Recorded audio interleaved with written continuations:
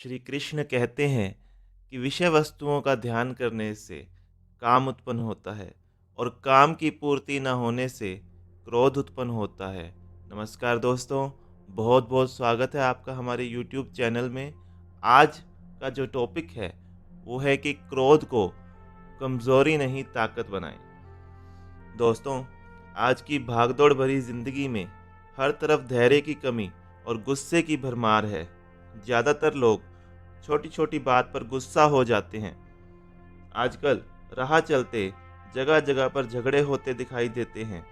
कई बार तो लोग इस तरह की झड़प में अपनी जान भी गंवा देते हैं।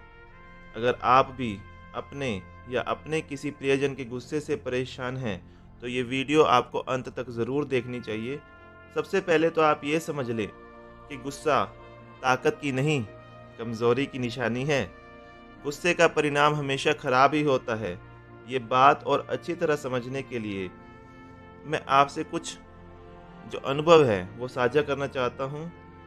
एक महान पुरुष को जेल में जाकर सेमिनार करने का मौका मिला। जेल में बंद लोगों में से ज़्यादातर लोगों ने कहा कि अगर हम अपने गुस्से पर कुछ मिनट के लिए काबू कर लेते तो हम यहाँ नहीं होते, हमारा जीवन कुछ और ही होता। अगर हम सब यह याद रखें कि गुस्से का परिणाम कितना खराब हो सकता है तो शायद गुस्सा ना करें। आज कहीं ना कहीं हमारी भागदौड़ की ज़िंदगी में हमको हर काम में जल्दी परिणाम चाहिए, हमको सब्र तो है ही नहीं। तो एक किस्सा मैं आपको सुनाने जा रहा हूँ, शायद आप उसे अपनी ज़िंदगी में अमल करवा पाएँ तो आप गुस्से पे काबू पा लेंगे। दोस्तों, एक सेठ जी एक ज्योतिषी के पास आए। वो बहुत गुस्से में थे और बोले, मेरी पत्नी में बहुत कमियां हैं। वह अपने भाई जो कि उनके साथ में बिजनेस भी करता था उससे भी गुस्सा थे और सबसे ज़्यादा तो वह ऑफिस के कर्मचारियों से गुस्सा थे कि कोई भी ठीक से काम नहीं करता। ज्योतिषी ने उनसे अपनी जन्मपत्री दिखाने को कहा। पत्री देकर उन्होंने कहा, सेठ जी आपको मैं क्या बताऊं, आपका तो अगले महीने स्वर्गवास होने वाला है। आपकी पत्री तो यही कह रही है। सेठ जी उदास होकर चले गए। एक हफ्ते के बाद वो वापस आए और बोले, मैं उस दिन आपको बिना पैसे दिए चला गया था। आपको कितने पैसे मुझे देने हैं कृपया बताएं।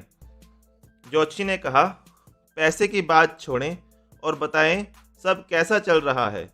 सेठ जी बोले, इस एक हफ्ते में मुझे पता चला कि मेरी पत्नी तो मुझे बहुत प्यार करती है और मेरी चिंता भी करती है कि मैं मीठा ना खाऊं, क्योंकि मुझे मधुमेह यानी शुगर की बीमारी है, जिसे आप डायबिटीज़ भी समझ सकते हैं। वह मुझे रोज़ घूमने के लिए कहती है, जो कि डॉक्टर ने कहा है। मैं उसको गलत समझता रहा, मैं हमेशा उस पर गुस्सा ही करता रहा। मेरा भाई भी मेरा बहुत सम्मान करता है, वह तो लक्ष्मण की तरह है।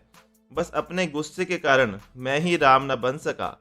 ऑफिस के कर्मचारी भी ठीक हैं, मेरी ही गलती है कि मैं हमेशा उनकी कमियां ही देखता था बस।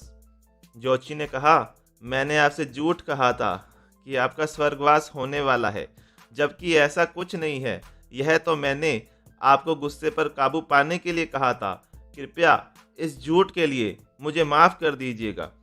इसी तरह आज अगर मनुष्य मरना याद रखे तो किसी से गुस्सा या व्यर्थ झगड़ा नहीं करेगा। रोजाना आप ये उपाय कर सकते हैं गुस्से पे काबू पाने के लिए।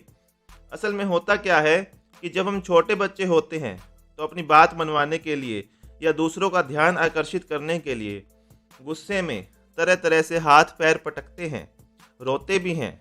तो कई बार हमारी यह आदत बड़े होने पर भी हमारे अंदर बरकरार रहती है। मैं तो जब भी किसी को गुस्से में देखता हूँ तो मुझे तरस आता है। अगर आप भी गुस्से से परेशान हैं तो पानी का सेवन थोड़ा सा बढ़ा दें, प्राणायाम मेडिटेशन करना शुरू कर दें।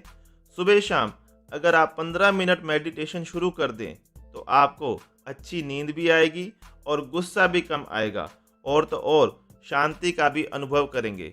दोस्तों, इस उपाय से आपने या आपके परिजनों ने गुस्से पे थोड़ा सा भी काबू पाया तो कमेंट सेक्शन में जय श्री श्याम ज़रूर लिखें। बहुत बहुत धन्यवाद।